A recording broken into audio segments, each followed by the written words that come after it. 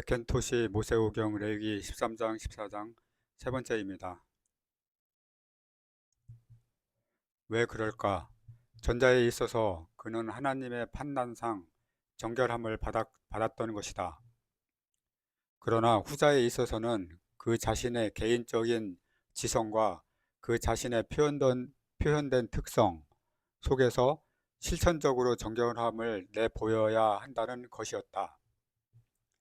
신자도 마찬가지이다. 그는 그리스도와 하나가 된 자로서 씻음을 받고 거룩하게 되었고 의롭게 되었다. 용납되었고 충만하여졌다. 고린도전서 6장 11절, 에베소서 1장 6절, 골로새서 2장 10절 말씀에 나와 있습니다. 하나님 존전에서 신자의 위치와 상태는 이와 같이 변경될 수 없는 확고한 것이다. 신자는 의롭게 되듯이 온전히 거룩함을 받은 것이다. 그것은 개개의 경우에 대한 하나님의 판단과 시각에 따르면 그리스도께서 전자 및 후자 모두의 척도가 되기 때문이다. 그러나 신자가 이 모든 것을 친히 이해하며 그것을 습관과 행동 가운데 나타내 보이는 것들을 보면 전혀 다른 것들이다. 그러기에 이런 말을 우리는 읽게 된다. 고린도후서 7장 1절. 그런즉 사랑하는 자들아, 이 약속을 가진 우리가 하나님을 두려워하는 가운데서 거룩함을 온전히 이루어 육과 영의 온갖 더러운 것에서 자신을 깨끗게 하자. 우리가 성령으로 말미암아 하나님의 말씀을 적용하여 우리 자신을 깨끗하게 하도록 부르심을 받은 것은 그리스도의 보혈로 그리스도께서 우리를 정결하게 하셨기 때문이다. 이는 물과 피로 임하신 자니 곧 예수 그리스도시라. 물로만 아니요 물과 피로 임하셨고 증거하는 이는 성령이시니 성령은 진리니라. 증거하는 이가 셋이니 성령과 물과 피라. 또한 이 셋이 합하여 하나이니라. 요한일서 5장 6절에서 8절 말씀. 여기서 우리는 피로 인한 구속, 말씀으로 인한 정결, 성령으로 인한 능력을 가진다. 이 모든 것은 그리스도의 죽음에 기초하고 있으며 문둥병자의 치료와 결부된 규례에서 명백하게 예표되었던 것이다. 제8일에 그는 흠없는 어린 수양 둘과 1년 된 흠없는 어린 암양 하나와 또 고운 가루 에바 10분 3에 기름 섞은 소재물과 기름 한 록을 취할 것이요. 정결케 하는 제사장은 정결함을 받을 자와 그 물건들을 회막문 여호와 앞에 두고 어린 수양 하나를 취하여 기름 한 록과 아울러 속건제로 들이대 여호와 앞에 흔들어 유제를 삼고 레위기 14장 10절에서 12절 말씀. 여기서 제물이 전 범위가 소개되고 있지만 제일 먼저 죽음을 당한 것은 속건 제물이다. 그것은 문둥 환자가 실제적인 범죄자로 간주되기 때문이다. 이것은 어느 경우에나 해당된다. 하나님께 범법한 자들인 우리는 그런 범과들을 십자가 위에서 속해 주신 그리스도를 필요로 한다. 친히 나무에 달려 그 몸으로 우리 죄를 담당하셨으니 베드로전서 2장 24절.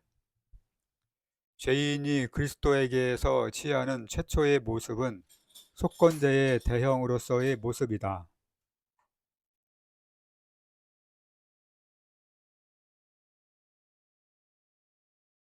제사장은 그 속건제의 희생의 피를 취하여 정결함을 받을 자의 우편 귓부리와 우편 손 엄지가락과 우편 발 엄지가락에 바를 것이요.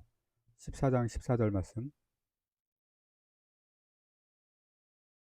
귀는 흔히 헛된 것과 어리석은 것과 심지어 부정한 것을 전하는 통로로 판명되는 죄 많은 지체이다. 그런즉 그런 귀는 속건제 희생의 피로 정결함을 받아야 할 것이다. 그리하여 내가 그 지체 귀에 의해 범한 모든 죄책이 그리스도의 피에 대한 하나님의 평가에 의해 사함을 받는다. 헛된 것과 어리석은 것과 심지어 부정한 것을 행하기 위해 내미는 것으로 판명된 우편 손도 속건제 희생의 피로 정결함을 받아야 한다. 그리하여 그 지체 우편 손에 의해 범한 모든 죄책이 그리스도의 피에 대한 하나님의 평가에 의해 사함을 받는다. 발도 속건제의 희생의 피에 의해 정결함을 받아야 한다.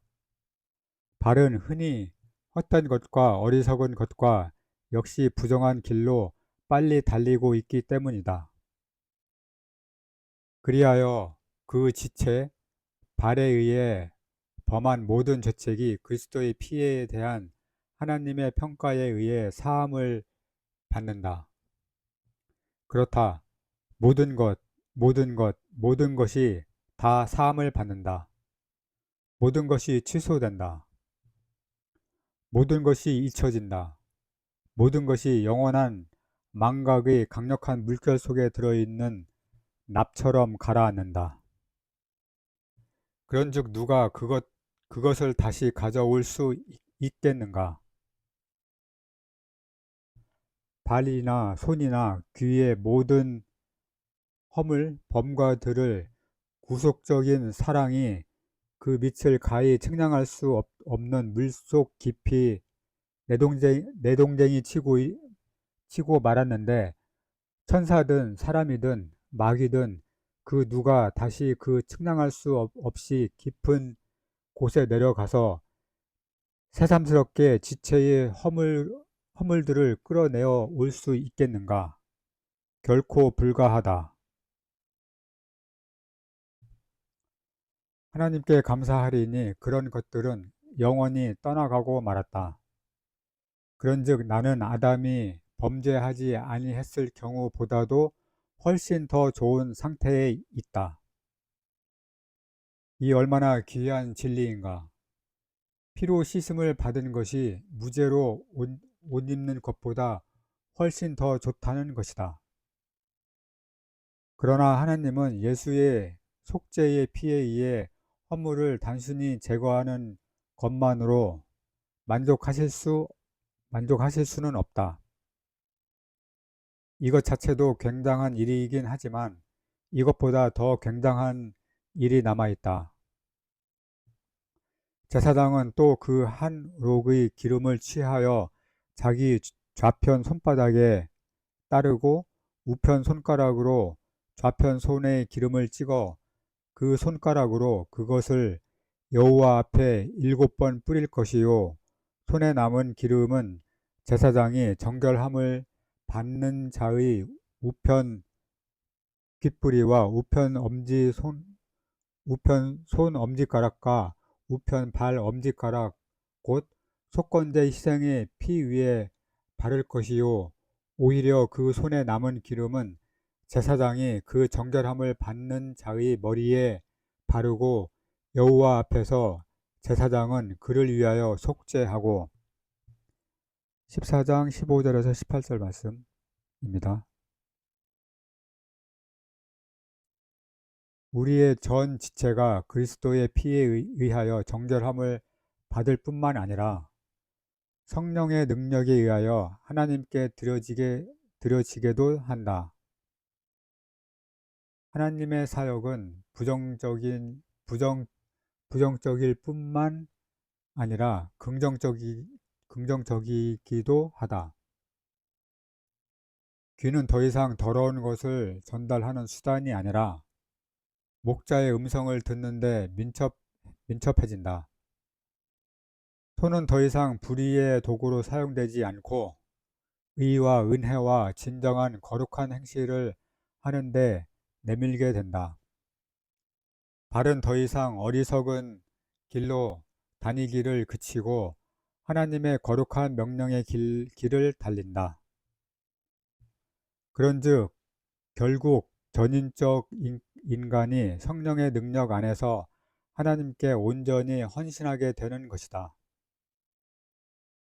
기름이 속건제 희생의 피 위에 부어졌다는 것을 본다는 것은 아주 흥미있는 일이다. 그리스도의 피는 성령의 활동의 거룩한 기초이다.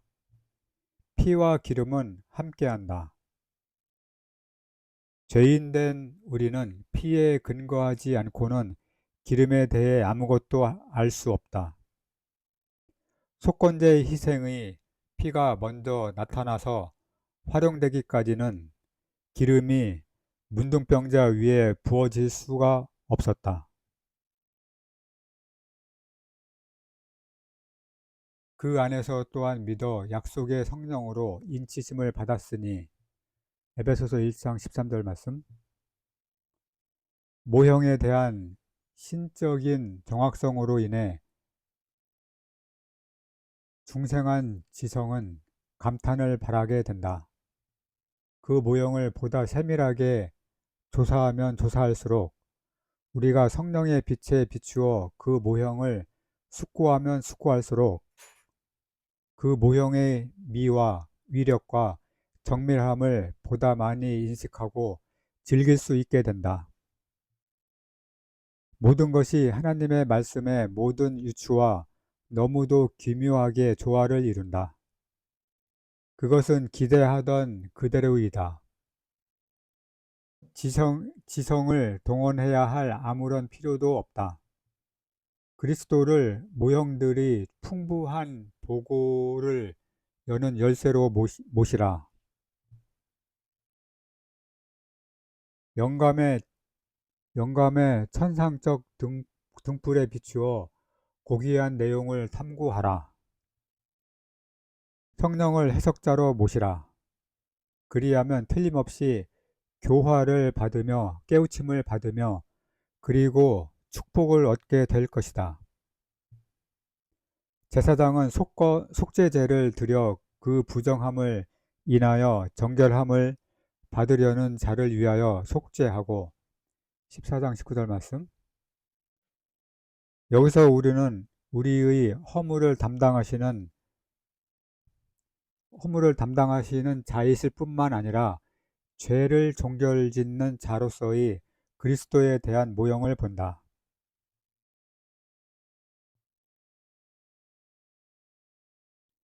이 그리스도는 죄의 뿌리와 가치를 다 처리하신다.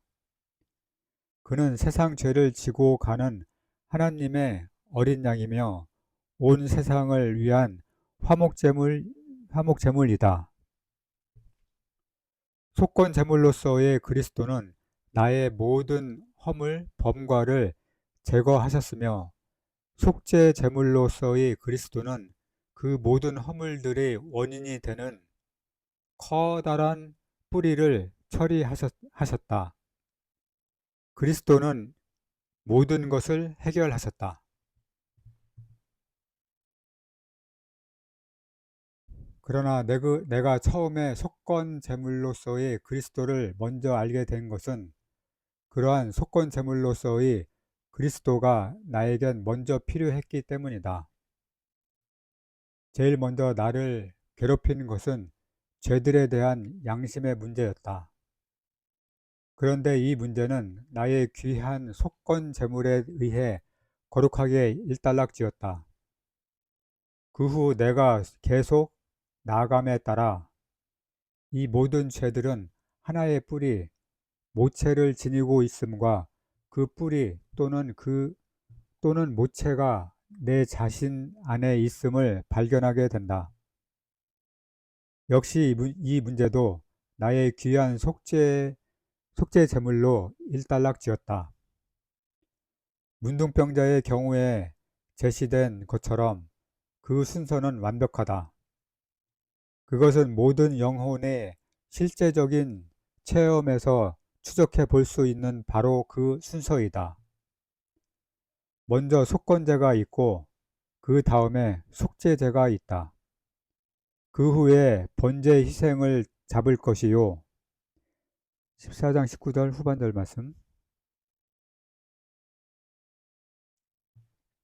이 희생은 그리스도의 죽음의 최고 국면을 나타낸다.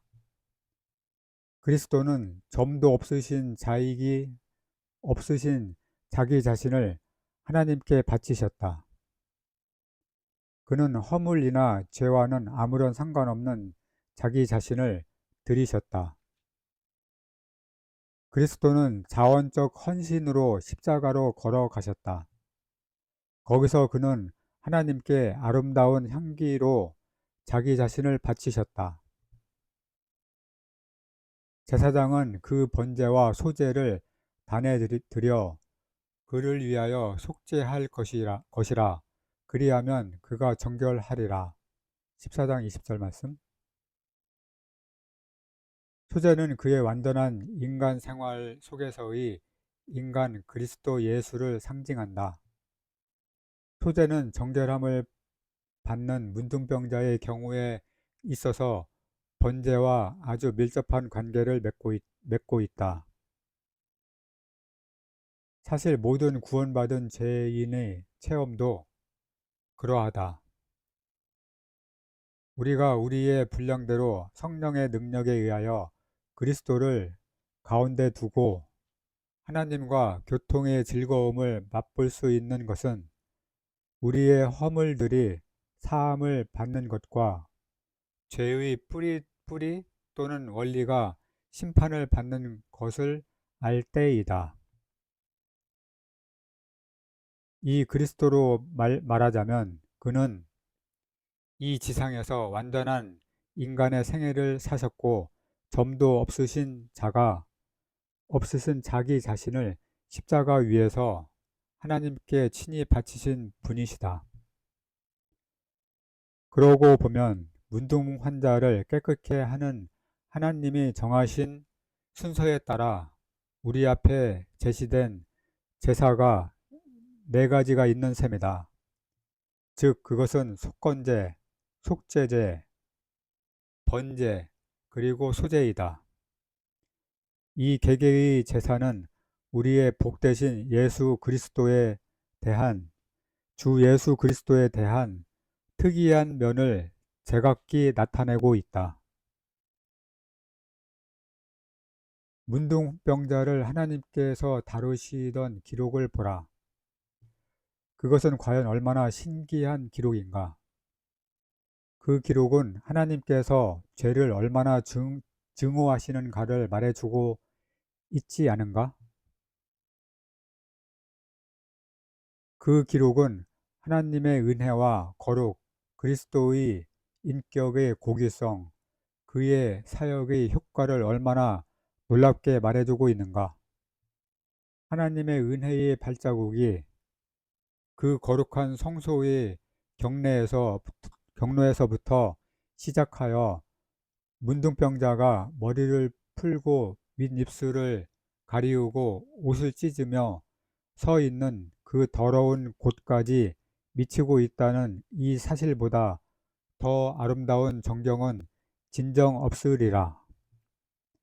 하나님께서는 문둥병자가 있는 곳을 찾아오셔서 그곳에 그냥 그를 방치해 두시지 아니하셨다. 하나님은 문둥병자를 그가 알고 있던 것보다 더 높은 장소와 더 높은 친교로 인도할 수 있도록 한 가지 사역을 완성하시고자 준비하셨다.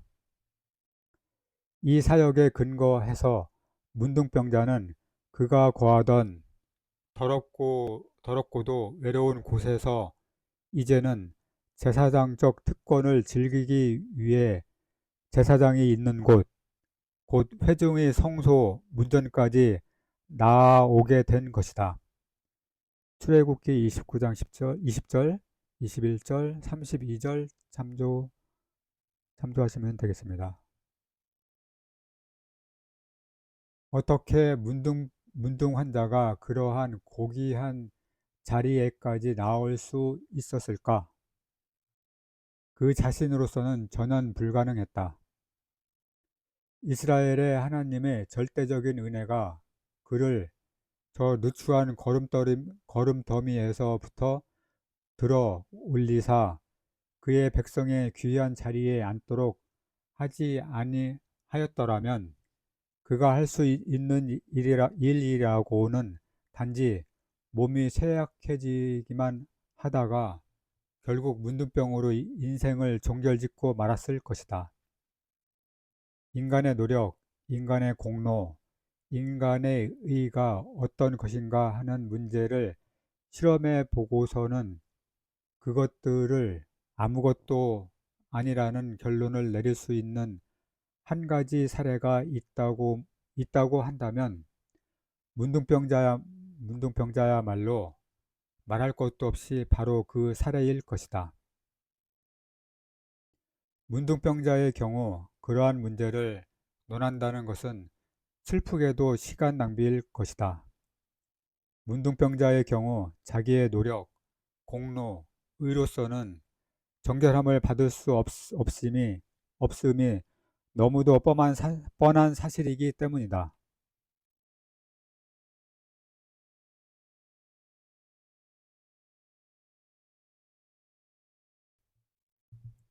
아무리 부주의하게 슬쩍 읽어가는 독자라 할지라도 의로 말미암아 통치하는 값없이 주시는 은혜를 제외하고는 그 무엇도 문둥병자의 입장과 그의 필요를 충족시킬 수 없다는 사실만은 확실히 알게 될 것이다.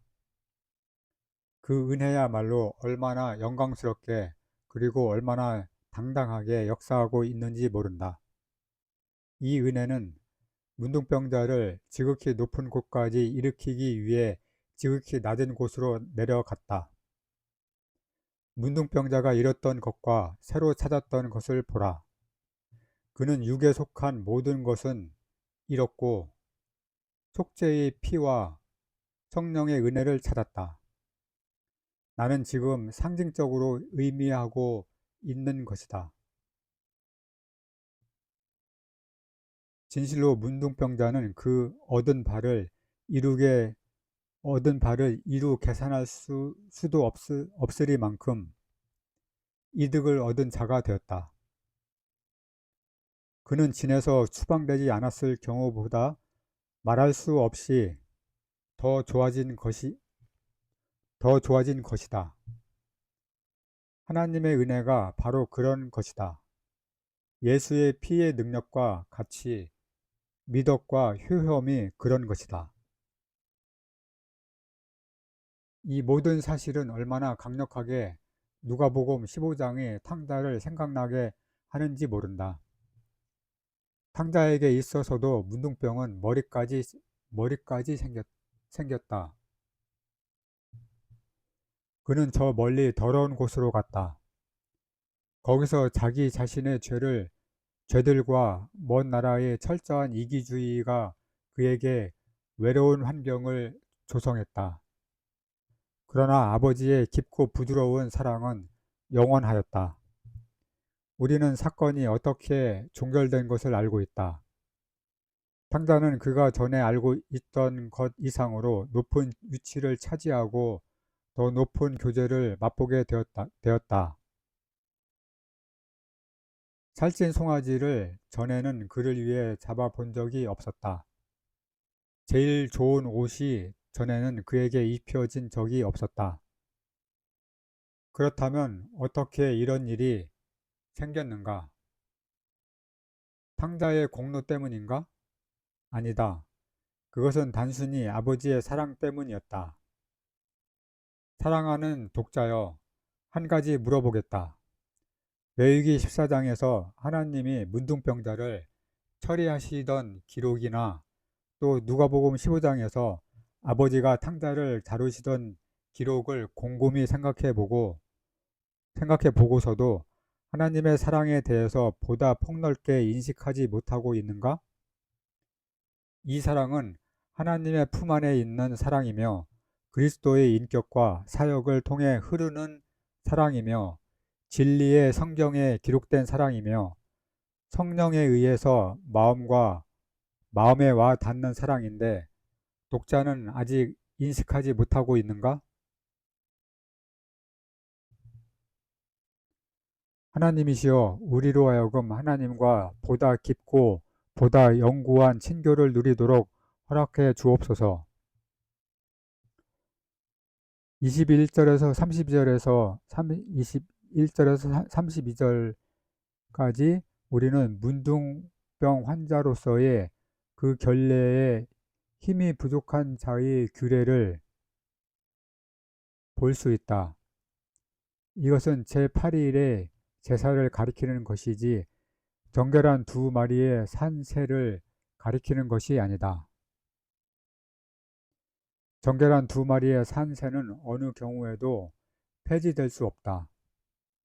왜냐하면 그 두 마리의 새는 하나님께서 죄인을 자기에게로 이끌어오는 유일한 근거가 되는 그리스도의 죽음과 부활을 제시하고 있기 때문이다.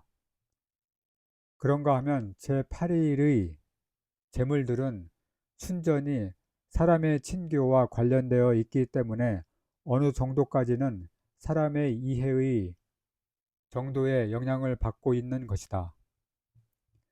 그 정도야 어떻든 간에 하나님의 은혜는 그 힘이 미치는 대로라고 하는 말대로 응하면 된다. 그뿐 아니라 산비둘기 둘은 부자에게 있어서 두 마리 어린 양과 맞먹듯이 가난한 자에게 동일한 특권을 안겨다 준다. 그것은 산비둘기나 어린 양은 한결같이 하나님이 판단하시기에 무한하며 불변하며 그리고 영원한 효력을 지닌 그리스도의 보혈을 가리키고 있기 때문에 가난한 자의 재물인 산 비둘기 둘이나 부자의 재물인 어린 양 둘이나 특권을 주기는 매 한 가지이다. 모든 사람은 죽음과 부활의 기초 위에서 하나님 존전에 서 있다. 모든 사람이 동일한 접근의 장소로 인도를 받는다. 그러나 모든 사람이 동일한 정도의 친교를 즐기는 것은 아니다. 즉 모든 사람이 그리스도의 사역의 모든 국면에 걸쳐 그리스도의 고귀성을 동일한 정도로 이해하는 것은 아니다. 원하기만 하면 그들은 그렇게 할 수도 있지만 그러나 그들 자신이 여러 가지 방법으로 방해를 놓고 있다. 상당한 세력을 지닌 세상과 육은 불리하게 적용하고 있다. 그렇게 되니 성령은 슬퍼하신다. 그리고 우리는 그리스도를 즐길 수 있을 만큼 만족하게 즐기지를 못하고 있다. 우리가 육의 영역에 살아가고 있으면서 그리스도를 만끽할 수 있을 것으로 기대하는 것은 전적으로 헛된 일이다.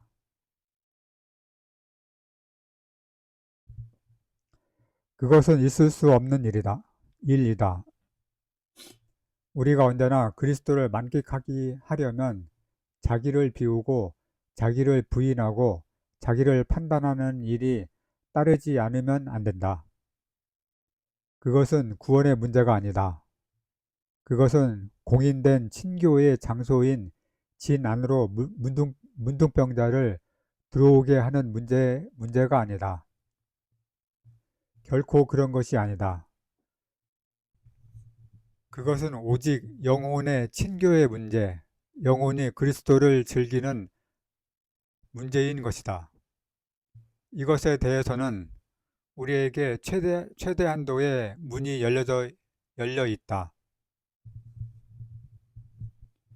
우리는 지고한 진리와 친교를 가질 수도 있지만 우리의 역량이 부족할 경우 우리 아버지의 마음에 관용한 은혜는 그 힘이 미치는 대로 하라고 아름다운 말씀으로 속삭여 준다.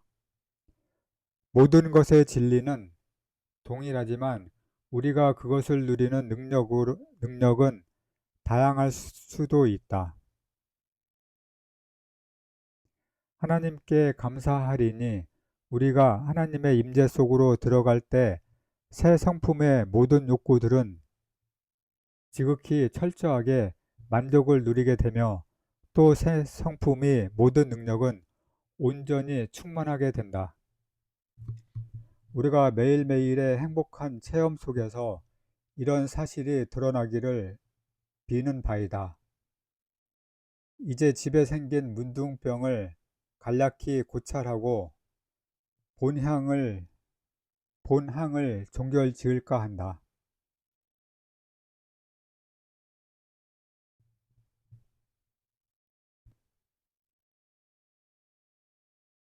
셋째는 독자는 사람이나 옷에 생긴 문둥병의 경우는 광야에서 일어났지만 집의 경우에 있어서는 필연적으로 가나안 땅에 국한되고 있다는 사실을 주목하게 될 것이다. 내가 내게 기업으로 주는 가나안 땅에 너희가 이른 때에 내가 너희 기업의 땅에서 어느 집에 문둥병 색점을 발하게 하거든 그 집 주인은 제사장에게 와서 고하기를 무슨 색점이 집에 생겼다 할 것이요 제사장은 그 색점을 보러 가기 전에 그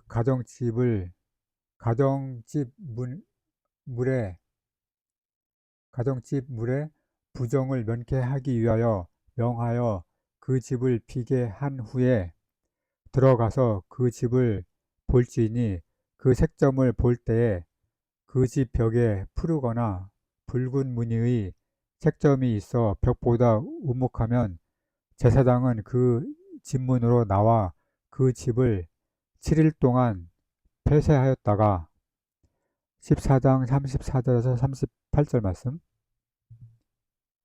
우리가 회중의 모형으로서 집을 바라볼 때 회중 가운데 있는 도덕적 악이나 또는 악의 혐의를 하나님께서 처리하시는 방법에 관한 매우 중대한 원리가 우리 앞에 제시되고 있음을 보게 된다. 우리는 이미 사람이나 옷에 생긴 문둥병을 진찰한 것과 똑같이 집에 생긴 문둥병도 역시 거룩한 냉정과 완전한 인내를 가지고 사태를 주시해야 함을 알 수 있다.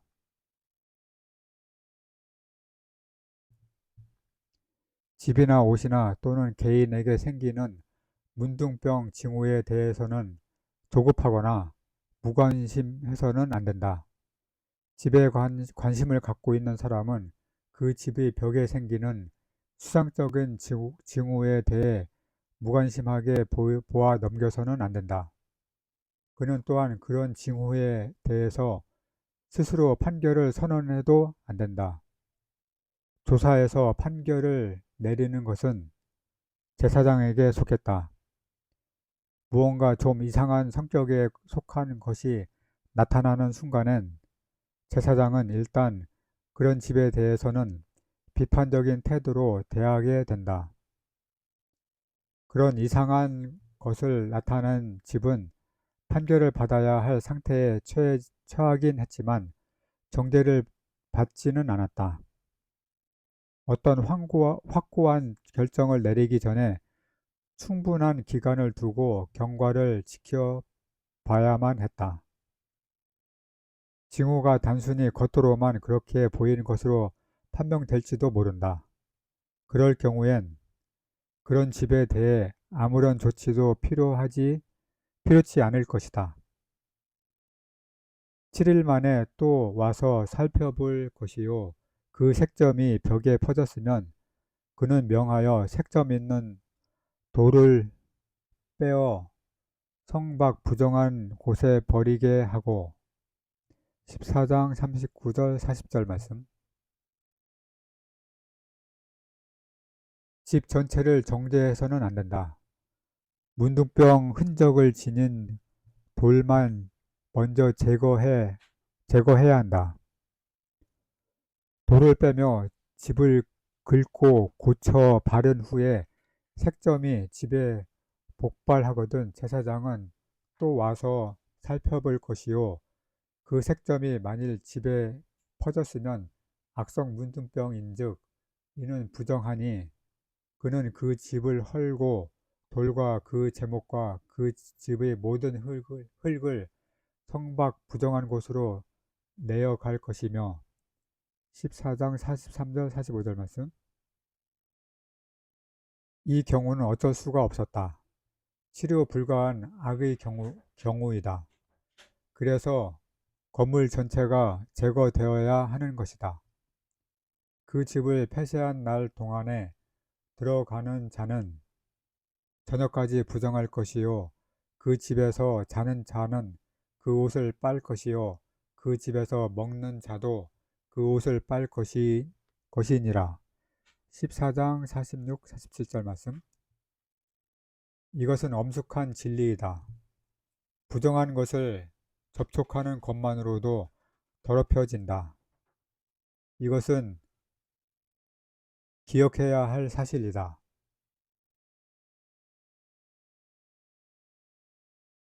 이것은 레이기의 체제 아래서 특별히 제시된 원리이긴 하지만 오늘날도 역시 그 못지않게 적용되는 원리이다. 우리는 이 사실들을 잊지 말아야 한다.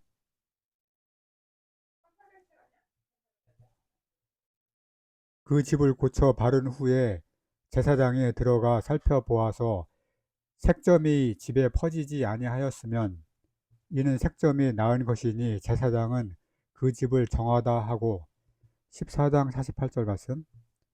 더러운 돌을 제거하는 등의 여러 일들은 악의 진전을 저지해 더 이상의 판결을 받을 필요가 없게 만든다. 집은 이젠 더 이상 판결을 받아야 하는 상태에 처한 것으로 여김을 받지 않는다. 피해 적용에 의해 정결하게 되었기 때문에 이제 그 집은 다시 들어가서 거주해도 된다. 이제 우리는 이 모든 것의 윤리적인 면을 보자. 그것은 흥미 있고 엄숙하며 그리고 실제적이다. 예를 들어 고린도 교회를 보자. 그것은 신령한 돌들로 구성된 하나의 신령한 집이다. 그러나 이 무슨 일인가? 사도의 독수리 같은 눈은 그 집의 벽에 지극히 수상적인 성격의 어떤 징후가 나타나고 있음을 식별했다. 그런 것을 보고서도 사도가 무관심할 수 있었을까? 그럴 수 없다. 사도는 그 집의 주인 대신 그리스도의 정신을 너무도 많이 흡수해서 지니고 있었기 때문에 단 한순간이라도 그와 같은 의심스러운 징후를 그냥 인정하고 있을 수가 없었다. 그러나 사도는 무관심하지도 아니했지만 그렇다고 조급하지도 아니했다. 그는 문둥병을 지닌 더러운 돌을 제거하도록 명하고 철저하게 집을 긁는 작업을 했다. 그렇게 성실하게 활동하고 난 후 그는 인내로 그 결과를 기다렸다. 그 결과는 무엇인가? 마음이 갈망하는 것을 다 얻었다. 그러나 비천한 자들을 위로하시는 하나님이 디도의 옴으로 우리를 위로하셨으니 저의 온 것뿐 아니요 오직 저가 너희에게 받은 그 위로로 위로하고 너희의 사모함과 애통함과 나를 위하여 열심 있는 것을 우리에게 고함으로 나로 더욱 기쁘게 하였느니라. 너희가 저 일에 대하여 일절 너희 자신의 깨끗함을 나타내었느니라. 고린도전서 5장, 고린도후서 7장 6절, 7절, 11절 말씀. 이것은 아름다운 하나의 신뢰이다. 사도의 열심 있는 주의가 충분히 보상을 받았다. 즉 색점이 그 안에 있었지만 회중은 아직 판결받지 아니한 도덕적 악의 더러운 세력에서부터 구출을 받았다는 점이다. 또 다른 하나의 엄숙한 예를 보기로 하자. 버가모 교회의 사자에게 편지하기를 좌우에 날선 검을 가진 이가 가라사대 내가 어디 사는 것을 내가 아노니 거기는 사단의 위가 있는 데라. 내가 내 이름을 굳게 잡아서 내 충성된 증인 안디바가 너희 가운데 곧 사단에 거하는 곳에서 죽임을 당할 때에도 나를 믿는 믿음을 저버리지 아니하였도다. 그러나 내게 두어 가지 책망할 것이 있나니 거기 내게 발람의 교훈을 지키는 자들이 있도다. 발람이 발락을 가르쳐 이스라엘 앞에 올무를 놓아 우상의 제물을 먹게 하였고 또 행음하게 하였느니라. 이와 같이 내게도 니골라당의 교훈을 지키는 자들이 있도다. 그러므로 회개하라. 그리하지 아니하면 내가 내게 속히 임하여 내 입의 검으로 그들과 싸우리라. 계시록 2장 12절에서 16절 말씀.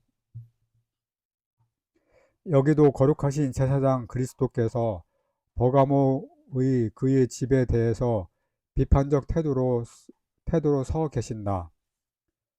이 제사장 되신 그리스도는 그토록 놀라운 징후에 무관심하시지 않는다. 그러나 그는 인내와 은혜롭게 회개할 기회를 주신다. 책망, 경고, 징계가 소용이 없을 때 그땐 심판이 내릴 수밖에 없다. 이런 사실들은 회중의 교훈에 관한 실제적인 가르침으로 가득 차 있다. 아시아의 교회들은 제사장의 판단 아래 있는 집의 여러 가지 특징적인 신뢰들을 제공하고 있다. 우리가 이런 것들을 지도하는 마음으로 깊이 숙고하면 이것들이 얼마나 중요한지 알게 될 것이다. 우리는 다소라도 의심스러운 성격을 띠는 어떤 좋지 못한 일이 회중 가운데 나타나고 있는 한 안일하게 앉아 있어서는 안 된다. 우리는 그것은 내가 참견할 일이 아니다 라고 말하려는 유혹을 받을지도 모른다. 그러나 그것은 집의 주인을 사랑하여 그 집의 순결을 열정적으로 그리고 경건하게 돌보고자 하는 사람이라면 당연히 참견해야 할 일이다. 그리고 만일 우리가 이런 관심을 기울이지 않는다면 주의 날에 우리의 명예나 유익을 위하는 일이 되지 아니할 것이다. 나는 이 여러 문제들을 여기서 더 이상은 살펴보지 않겠다. 다만 본장을 마치면서 말해두고 싶은 것은 문둥병에 관한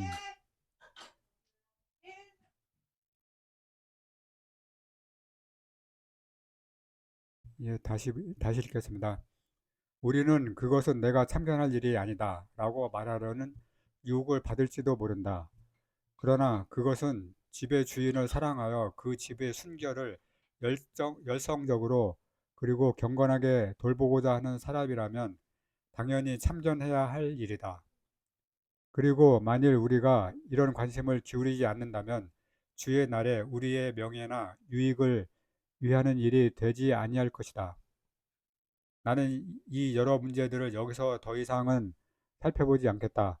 다만 본 장을 마치면서 말해두고 싶은 것은 문둥병에 관한 이 모든 내용은 이스라엘의 지배는 물론 오늘날 신앙을 고백하는 교회에게도 위대한 섭리가 있음을 나는 조금도 의심하지 않는다는 점이다.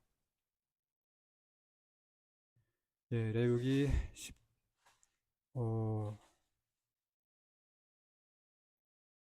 13, 14장을 마치겠습니다. 감사합니다.